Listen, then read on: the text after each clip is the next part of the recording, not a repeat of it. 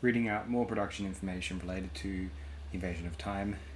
In addition to St Anne's Hospital, location filming also took place at British Oxygen, Hammersmith and Beachfields Quarry in Red Hill, Surrey.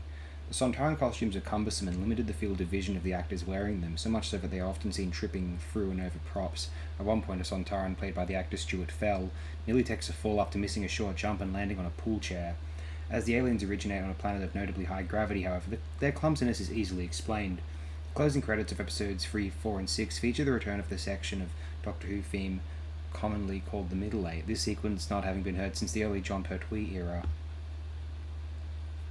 And it's worth mentioning, writer and journalist Matthew Sweet has compared the Doctor's strategy of feigning madness in this story to Hamlet.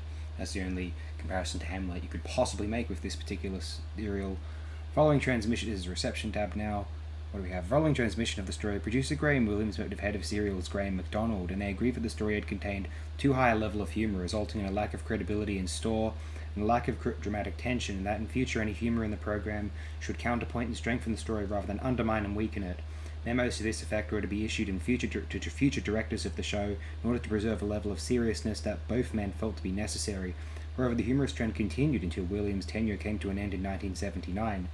Paul Cornell, Martin Day, and Keith Topping wrote in the Discontinuity Guide 1995 that the serial stands up reasonably well, though the Vardens' appearances were ludicrous. In the television companion 1998, David J. Howe and Stephen James Walker wrote that the story was something of a mess.